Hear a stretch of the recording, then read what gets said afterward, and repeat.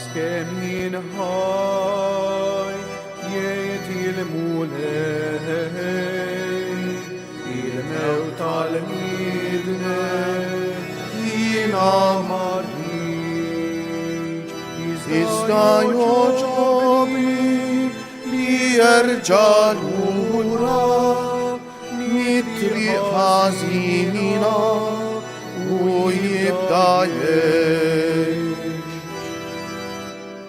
Atuni widen Uversuleya Isi mawlekni Utir durlu Patnam el makon Lib aldeyem Dinim habti Skont il-wedi Fl-isem tal-Missier u tal-Iben u tal-Ispiritu Santu. Amen. Il-grazzja ta' Sidna Ġesu Kristu, l-imħabba ta' Alla u l-għaqda fl-Ispiritu Santu tkun magħkom il-koll. Eżas ħuti nixtieqilkom l-għodwa tajba, nġbarna hawnhekk f'dar il-mulej biex niċċelebraw l-Ewkaristija f'dan iż-żmien tant għażiż tar-Randan u għada Alla jrid niċċelebraw it-tifkira devozzjonali Tomna Marija Addolorata. Ejjew għalhekk nitħejjew kif jixraq għal din l-Ewkaristija billi jeżis ħuti fi ftit mumenti ta' skiet nitolbu maħfra lill-mulej għal ħtijietna.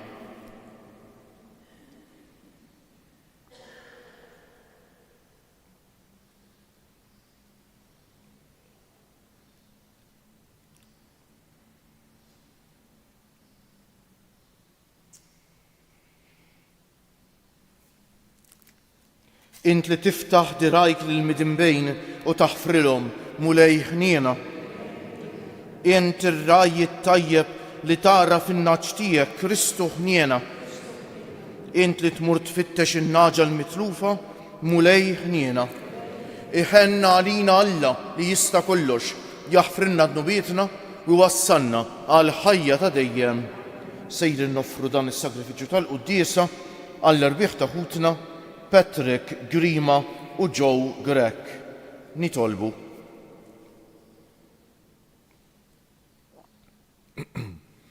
Iqaf magħna mulej fit-talbum li tagħna u żomminna sħiħa t-tama li aħna nqiedu fil-ħniena tiegħek. Naddafna mid-dbajja ta' dnubietna biex sal-aħħar nibqgħu ngħixu ħajja qaddisa u nkunu werrieta tal-wediet tiegħek. Bibnek Ġesu Kristu Sidna li hu Alla u miegħek jgħix u jsaltan fl-imkien mal-Ispiritu Santu għal dejjem ta' dejjem.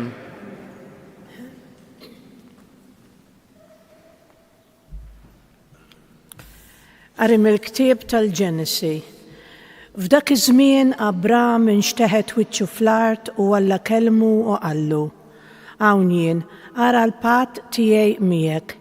Inti tkun missier ta' ħafna ġnuż u ma tissejjaħx aktar Abraham, imma Abraham ikun ismek għax missier ħafna ġnuż nagħmel minnek.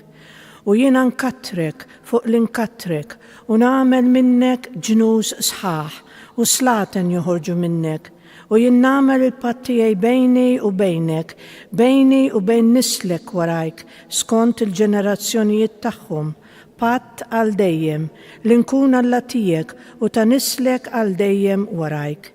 U jien nagħti lilek u lil nislek l-art fejn int frustier, l-art kollha ta' Kanaan biex tkun tiegħek għal dejjem u jiena nkun Alla tagħhom. U Alla żied jgħid lill-Abraham: u int iżżomm il-patt tiegħi, int u nislek warajk skont il-ġenerazzjonijiet tagħhom. Il-kelma tal-mulej. Il-mulej jiftakar għal dejjem fil-patt tiegħu. Il-mulej jiftakar għal dejjem fil-patt tiegħu. Ħabirku biex tarfu l-mulej u l-qawwa tiegħu, fitxu l-wiċċu l-ħin kollu, ftakru fil-ħwejjeġ kbar li jagħmel fl-eġubijiet u l-ġudizzji tiegħu. Il-mulej jiftakar għal dejjem fil-patt tiegħu. Nisel Abraham il-qaddej tiegħu u liet Ġakob il-maħtur tiegħu jaħwequ Alla tagħna mal-art kollha il-ġudizzji tiegħu. Il-mulej jiftakar għal dejjem fil-patt tiegħu. Jiftakar għal dejjem fil-patt tiegħu, fil-kelma li ta' għal 1000 nisel, fil-patt li jagħmel ma' Abraham, fil-weda li ħalef lil-Iżak.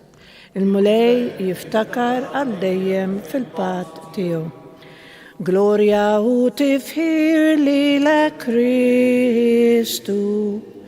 Gloria u tifħir lilek Kristu. Illum la twebsux qalbkom, iżda isimgħu leħen il-mulej. Gloria u tifħir lilek Kristu.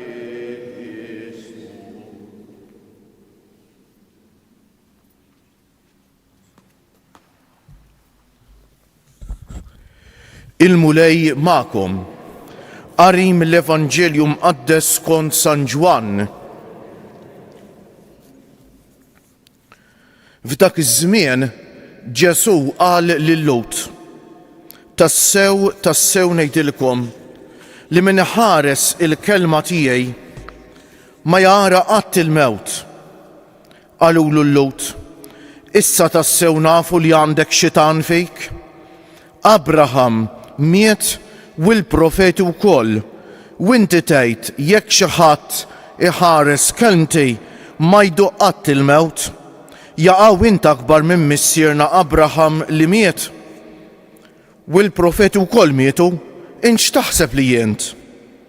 Wieġeb Ġesu: li kieku kelli nagħti glorja lili nnifsi, il-glorja tiegħi ma kienet tkun tiswa xejn. Imma dak li lili qiegħed jagħtini l-glorja huwa l-Missier, dak li intom tgħidu li huwa Alla tagħkom. U madankollu ma raftuhx, imma jiena nafu. U kieku kelli ngħid li ma nafux, kont inkun giddib bħalkom. U mhux biss nafu, imma wkoll inħares il-kelma tiegħu. Missierkom Abraham qabeż bil-ferħ għal ħsieb li kien se jara il-jum tiegħi u raħ u feraħ. Qalulu l-Lut: għadek anqas għalaqt il-50 u rajt lill-Abraham?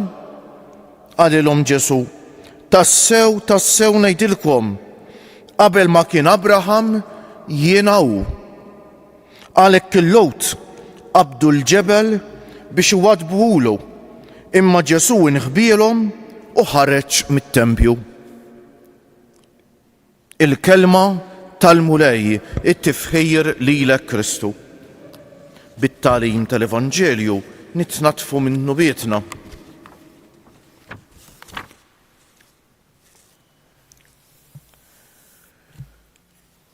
Il-kelma patt nisimgħuha ta' sikwejt hekk meta nkunu fil-Knisja. Xi tfisser il-kelma patt? Patt huwa speċi ta' kuntratt anke fil-kelmiet tal-konsagrazzjoni tal-kalċi u xek tissemma l-kelma patt. Patt ifisser kuntratt speċi. Dak iż-żmien ma kienx isir kuntratt bil-ktiba, ma kien isir ftehim li jorbot. Infatti jekk tiftakru xi ftit tal-ħdut ilu, smajna l-patt li Alla għamel ma' Abraham. Naqra stramp, kienu jaqbdu l-annimali, xi annimali jaqsmuhom fi tnejn, ipoġġu nofsaw u nofsaw, inti toqgħod hemm u jingħu, nersqu lejn xulxejn u nlissnu l-kelmiet tal-ftehim jew tal-patt. Inlissnu l-ktehim tal-ftehim jew tal-patt u x'hekk ta' bejnietna, eżis ħuti. U x'kien ifisser? Ifisser li min ma jikser dan il-patt, dan il-ftehim jiġrilu bħal dan l-annimali. Hekk kien isir il-patt. Eżis ħut il-Bibja kollha titkellem minn patt. Kif smajna, Alla jibda jagħmlu ma' Abraham, anke fl-ewwel qari tal-lum. U x'kienu l-kelmiet sempliċi biex ngħiduh b'mod sempliċi, x'kien dan il-ftehim bejn Alla u Abraham, bejn Alla u l-poplu tiegħu? Jiena nkun Alla tagħkom u intom tkunu l-poplu tiegħi. Allura Alla li jħobb il-poplu u l-poplu li jkun il-poplu tal-Alla, iħobb l-Alla u ħares l-ordnijiet u l-liġijiet tiegħu, il-kmandamenti tiegħu. Ovvjament eżis ħuti kif żgur li nafu, Alla kien fidejl lejn il-patt tiegħu, imma l-poplu ma kienx fidejl lejn il-patt tiegħu, lejn il-patt li għamel mal-Alla u xekk. U allura illum fl-ewwel qari qegħdin naraw li l-Alla iġeddet qisu dan il-patt u xekk li għamel ma' Abraham, qed jgħidlu li n-nisel tiegħu ikun nisel kbir u fuq kollox in-nisel tiegħu minnu se jiġi il-Messija, se jiġi s-Salvatur li hu Ġesu. Jekk intom minnu tajtu sew min ħasem fil-Qudiesa l-bieraħ, il-Vanġelu beda b'dawn il-kelmiet importanti ħafna. F'dak iż-żmien Ġesu qal lil-Lut li jemmnu fih. Mela fil-waqt li issa kull ma jmur qed nersqu hekk lejn il-festi l-kbar tal-fidi tagħna l-ġimgħa l-kbira ħames ix-xirka, il-ġimgħa l-kbira u Sibt il-Għid, mela il-konfront l-ewwel jibda bejn Ġesu u l-Fariżej u l-kittieba. Iktar ma noqorbu, il-konfront qed jibda jitwessa'. Wissa l-konfront huwa bejn Ġesu u l-poplu, anke dawk li jemmnu fih, mhix xajta. Infatti il-Vanġelu tal-lum ukoll hekk jibda, Ġesu qal lil-Lut, fosthom anke dawk li jemmnu fih. Però ħafna drabi ħafna minnhom kienu jemmnu fih biex xuftejn biss. Kienu jemmnu fih kif jaqbel lilhom.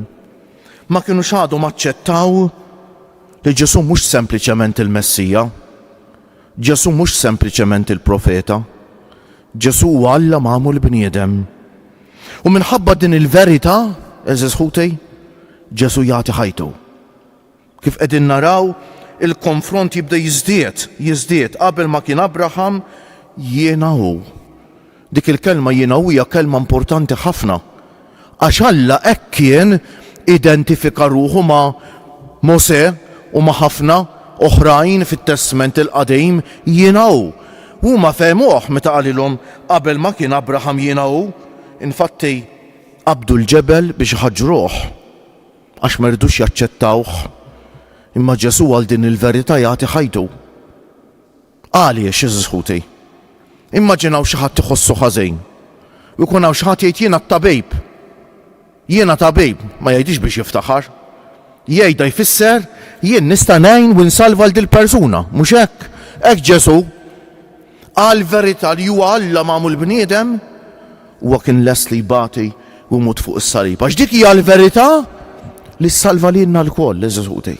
Propju Ġesu għax huwa Alla li jenna jista' jsalvana. U salvana minn xiex, mill-ikbar għadu tagħna, il-Vanġelu tal-bnied tal-bieraħ eżis ħuti. Ma ninsewwiex qal waħda mill-iktar sentenzi importanti li għandna fl-Evanġelju. Tassew ngħidilkom, meta Ġesu jgħid hekk, ikun qed jgħid xi ħaġa mill-iżjed importanti, li kull min jagħmel id-dnub huwa l-sejr ta' dnub, eżis ħuti. Dak li qed jgħidilna Ġesu llum, li d-dnub jagħmilna irsiera. U aħna l-koll il-siera għax il-koll midin bejn. U l-ħelsin tagħna jiddependi minn wieħed biss, minn Ġesu, eżis ħuti. U biss jista' jsalvana mill-ar skjavitu li jista' jkunna, li nkunu skjavi tagħna nfusna, eżis ħuti. Ara kemm jibża l-bniedem minn skjavitu ta' barra, minn xi ħadd jagħmlek il-sejr, slave, minn barra, minn xi ħadd jikkondizzjonak kif nirribellaw. Però l-bniedem tal-lum donnu jgħix komdu mal-jasar tiegħu innifsu, eżis ħuti. Jaraw l-addictions ta' żmienna fil-ħafna forum tagħhom huma kollha sinjali ta' xi jagħmellek id-dnub. Kif waslek biex issir skjav tiegħek innifsek u m'hemmx skjavitu għar minn dejk, eżis ħuti. U biss jista' jeħlisna. Għandu biss għandna mmorru kiridu nkunu verament liberi minn ġewwa. Dik il-libertà tal-qalb li tagħtina l-paċi tal-qalb, dik il-paċi li tant nixtiequ, eżis ħuti. Jew għalhekk nitolbuh bil-qalb il-mulej illum li jagħmel patt mal-poplu tiegħu jiġifieri magħna u x'hekk li jċarċar demmu bl-imħabba għalina. Ġesu msallab huwa huwa id-dera viżibbli tal-imħabba tal-lam viżibbli lejna l-koll. Għalhekk hija eżis ħuti nitolbuh bil-qalb il-mulej illum biex f'dawn l-aħħar ġranet ta' qabel il-festa l-kbira tagħna, eżis ħuti ma ninsewx ta' lejt mhux biss huwa l-ewwel fost il-festi kollha, mhux biss huwa l-iktar festa importanti, imma huwa l-festa li tagħti sens lil festi kollha. Kieku Ġesu ma qamx, kieku kull ma nagħmlu teatrejn, kull ma nagħmlu show ta' barra biss. Propju għax Ġesu qam nistgħu nagħmlu l-festi l-oħra kollha. Allura lejt huwa l-essenza ta' kull festa. Jekk kull ċelebrazzjoni li nagħmlu eżis ħuti fil-qalba tagħha m'hemmx lejt tal-qawmien tal-mulej Ġesu mill-imwiet, hija festa vojta, hija qoxra ta' barra, hija daħqa fil-wiċċ. Imma propju għax Ġesu qam, jekk kull festa li nagħmlu fl-essenza tagħha hemm il-qawmien ta' Ġesu mill-imwiet allura ta' bil-ħaq. Għandna x'nifirħu għax Alla ta' bil-ħaq dak il-patt li jagħmel magħna huwa saħħu wetqu bid-demm ta' ibnu l-Għażiż, is-Sinjur tagħna Ġesu Kristu.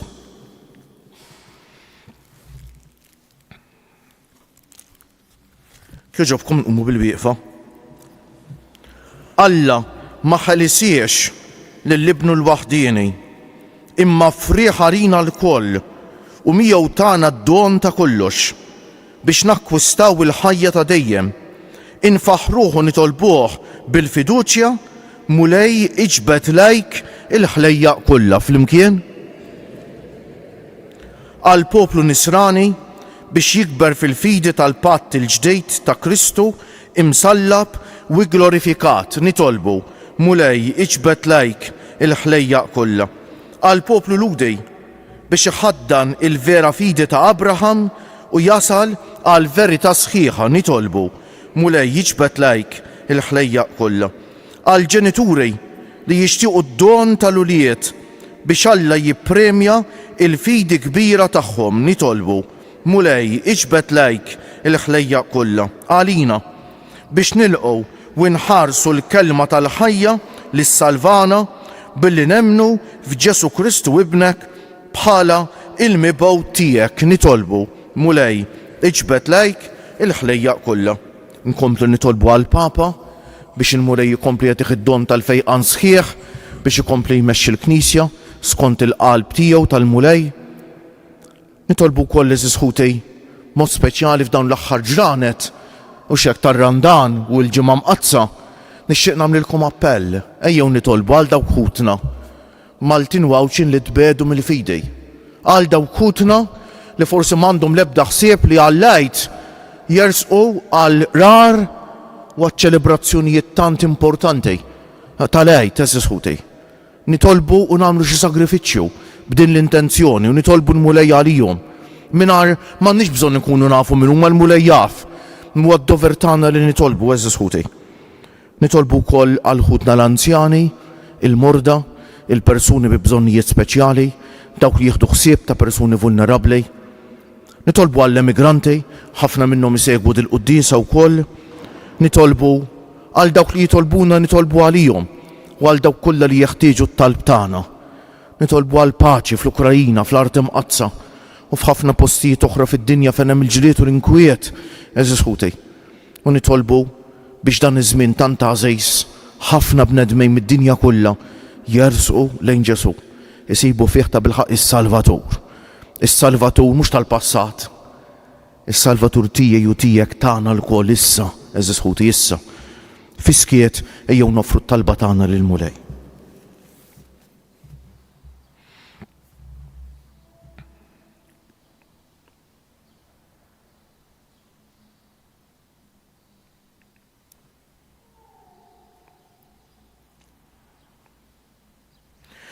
Mulej Alla tagħna fi Kristu il-medjatur tal-patt il-ġdejtu ta' dejjem għamel aħna li ġejna mqatsejn fil-mewt tiegħu fuq is-salib nirċievu l-wirt ta' dejjem li twiet lilna bi Kristu siedna.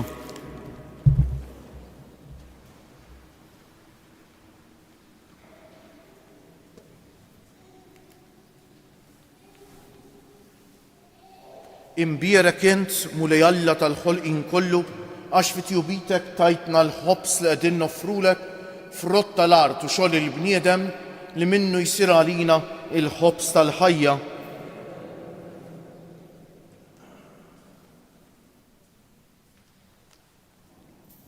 Bil-misteru ta' dan l-ilma u l-bejt ikollna sem fin-natura divina ta' Kristu kif hu jissieħeb magħna fin-natura tagħna l-bnedmejn.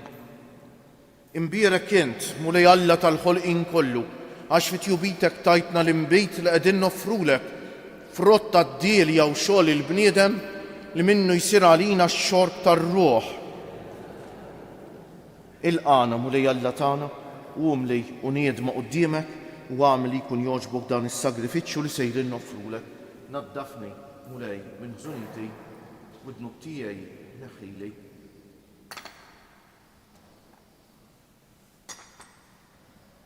Itolbu ħutej biex is-sagrifiċċju tiegħi u tagħkom ikun jogħġob lill-Alla l-Missier li jista' kollox.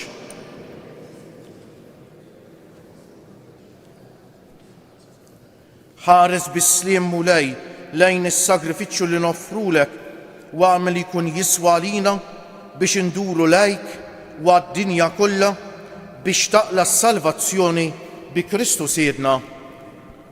Il-mulej magħkom. Nerfew lubna l-fuq. Niżu ħajr lill-mulej Alla tagħna. Sewwew xieraq tas-sew mulej missier għaddejs Alla ta' dejjem li tista' kollox. Tajjeb u taġejt għas-salvazzjoni tagħna li dejjem u kull imkien inroddulek ħajr. Għax bil-passjoni ta' ibnek li salvatna, il-bnedmin kollha għarfu jħossu li għandhom jistqarru l-kobor tiegħek. Meta bil-qawwa tal-għaġeb tas-salib sar ħaq mid-dinja u feġġet is-seta ta' Kristu msallab. Għalhekk mulej aħna wkoll mal-anġli u l-qaddisejn kollha tiegħek infaħruk u b'ferħ kbir intannulek. Għaddejs, għaddejs, għaddejs, mulej Alla tal-eżerċti, is-smawiet u l-art mimlija bil-glorja tiegħek, osanna fil-għoli tas-smawiet, imbierek minn ġej f'isem il-mulej, osanna fil-għoli tas-smawiet.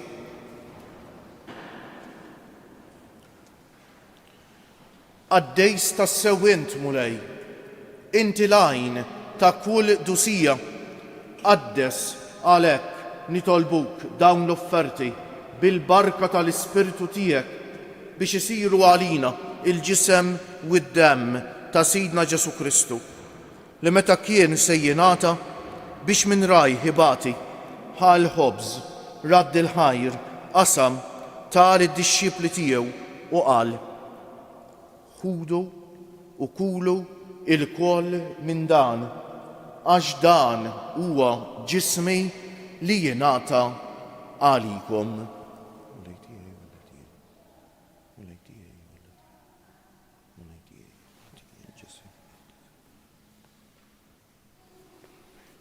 Ekk ukoll wara l-ikla ħal kalċi reġa' radd il-ħajr tal id-dixxipli tiegħu u qal: ħudu u ixorbu minnu il-koll, għax dan huwa il-kalċi ta' demmi tal-patt il-ġdejt li jibqa' l-dejjem, id-demm li jixxerret għalikom u għall-bnedmejn kollha għal maħfra ta' dnubiet. Għamlu dan b'tifkira tiegħi.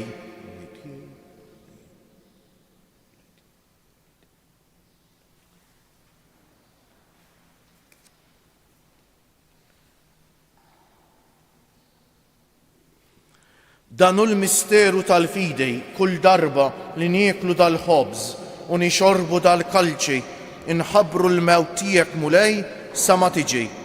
Għalhekk aħna u nagħmlu dan b'tifkira tal-mewt u l-qawmien ta' Sidna Ġesu Kristu noffrulek missier il-ħobż tal-ħajja u l-kalċi tas-salvazzjoni u nroddulek ħajr għax oġbok tilqana hawn quddiemek biex naqduk. U miċ-ċokun tagħna nitolbu li l-Ispiritu Santu jaqgħadna f'ġisem wieħed lilna li nieħdu sehem mill-ġisem u d-demm ta' Kristu. Ftakar mulej fil-Knisja tiegħek imxerda mad-dinja kollha wettaqa fl-imħabba fl-imkien mal-Papa Franġisku mal-Isqof tagħna Anton mal-isqfijiet u l-ministri kollha tiegħek u mal-poplu kollu li inti ksibt għalik. Ftakar ukoll f'ħutna li raqdu bit-tama tal-qawmien, mod speċjali llum qegħdin nitolbu għall-irbieħ ta' ħutna Patrick Grima u Joe Grech. Ftakar fil-mejtin kollha, daħħalhom quddiemek fid-dawl tas-sebħ tiegħek. Ħen għalina l-koll nitolbuk. Għati lilna wkoll il-wirt tal-ħajja ta' dejjem, flimkien mal-Verġni Mqazza, Alla u Om tagħna Marija, mar-raġel ġust tagħha San Ġusepp, mal-Apostli u l-qaddisin kollha li jgħixu fil-ħbiberija tiegħek sa mill-bidu tad-dinja. Għamel li magħhom infaħruk u insebħuk b'Ġesu Kristu ibnek. Bi Kristu, ma' Kristu u fi Kristu jingħata lilek Alla Missier li tista' kollox flimkien mal-Ispiritu Santu kull ġieħ u glorja għal dejjem ta' dejjem. Ejjew issa nitolbu kif għallimna u ridna nagħmlu Ġesu li ben ta' Alla għas-salvazzjoni tagħna, missierna li inti fis-smewwiet jitqaddes ismek, tiġi saltnatek, ikun li trid int kif fis-sema u hekk fl-art. Ħobżna ta' kuljum atina llum, aħfrinna dnubietna bħalma naħfru lil min hu ħati għalina, u la ddaħħalniex fit-tiġrib, iżda ħlisna mid-deni. Eħlisna nitolbuk mulej minn kull deni. Atina fit-tieba u l-ħniena tiegħek il-paċi fi żmienna biex inkunu ħielsa dejjem mid-dnub u mħarsa minn kull inkwiet. Aħna u nistennew u nittamaw ilena u l-miġja tas-Salvatur tagħna Ġesu Kristu. Mulej Ġesu Kristu li jgħid lill-Apostli tiegħek inħallilkom is-sliem, natikom is-sliem tiegħi. La tħarisx lejn nubietna, iżda ħares lejn il-fidi tal-Knisja tiegħek. Għatija stimulata li inti trid fija, inti li tgħix wis-saltan għal dejjem ta' dejjem. Il-paċi tal-mulej tkun dejjem magħkom. Għatu l-paċi lil xulxejn. Il-ġisem flimkien mad-demm ta' Sidna Ġesu Kristu kun jiswew lilna li ser nitqarbnu bihom għal ħajja ta' dejjem. Ħaruf Talla li tneħħi d-nubiet tad-dinja ħenna għalina. Ħaruf Talla li tneħħi d-nubiet tad-dinja ħenna għalina. Ħaruf Talla li tneħħi d-nubiet tad-dinja tina l-paċi. Mulej Ġesu Kristu bin Alla l-ħaj bil-mewt tiegħek kif rid minnek il-missier u bil-ħidma tal-Ispiritu Santu inti tajt il-ħajja lid-dinja. B'dan il-ġisem u d-demm qaddis tiegħek eħlisni minn ħtijieti kollha u minn kull ħażen, żommni dejjem fidej lejn il-kmandamenti tiegħek u tħallini qatt ninferet minnek. Dan hu l-ħaruf Talla, dan hu Ġesu li jneħħi d-nubiet tagħna u tad-dinja kollha ħen jgħin dawk li huma mistiedna għall-ikla tal-ħaruf. Mulej ma jistħoq li tidħol taħt is-saqaf tiegħi, iżda kelma waħda u ruħi tkun imfejqa. Ġisem ta' Kristu iħarisni għal ħajja ta' dejjem Amen.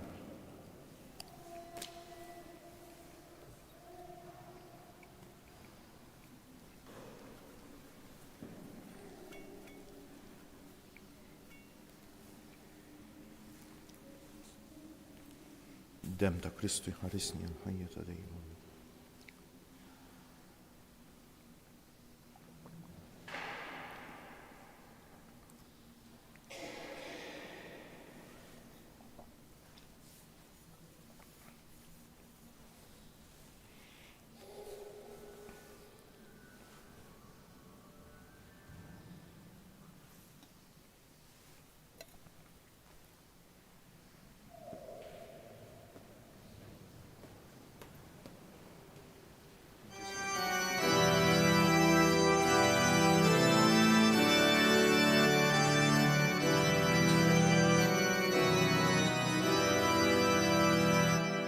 O Ġesu tal-akbar ħnina, jisma' qalbi kun ħanin. Soba kbira b'qalbi milikitha bħal dnubieti wisħefni. Ħenna li, ja ħenna li, Gesù, skur atmanzi, izdan hobok, qalbi kolla, ħajti kolla jinarrit. Twissietek kolla maħabba, bahar dija ta' kull ġid, taħt riġlejjar fist pal-kiku ma konċ tijejn tissir. Henna lija, o Ġesu, skur atmanzi, izdan hobbok, qalbi kolla, ħajti kolla jinarrit. Lilek għajn talena kolla, sita kollox jinwarrab. Biex jahasra jissir fruħa, flok tjubitek jinġarrab. Henna lija, o Ġesu, skur atmanzi, izdan hobbok, qalbi kolla, ħajti kolla jinarrit.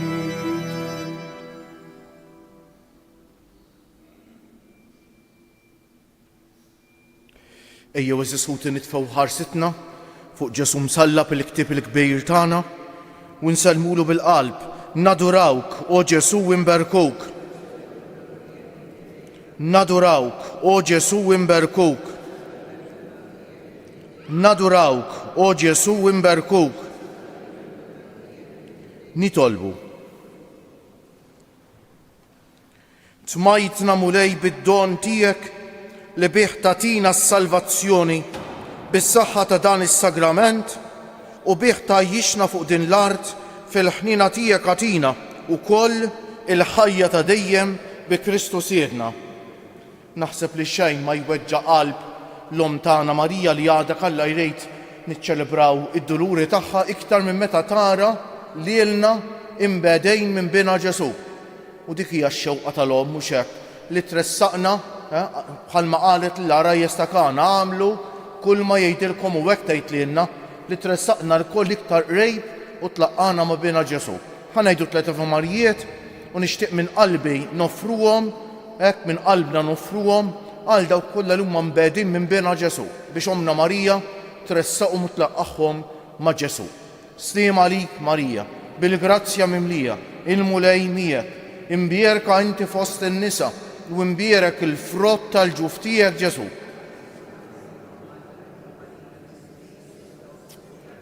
Sliem għalik Marija, bil-grazzja mimlija l-mulej miegħek, imbierka inti fost in-nisa u imbierek il-frott tal-ġuf tiegħek Ġesu.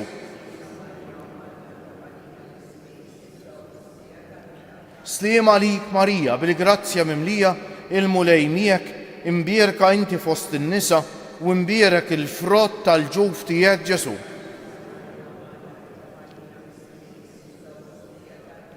O Marija li tħalf id-dinja mingħajr teba, Madonna ta' Pinu, Sultana tal-familja, ħarstek fuqna dejjem żomm. Il-mulej magħkom. Iberikkom Alla li jista' kollox, il-Missier u l-Iban u l-Ispiritu Santu. Morru fil-paċi ta' Kristu. U l-jum it-tajjeb lilkom il-koll.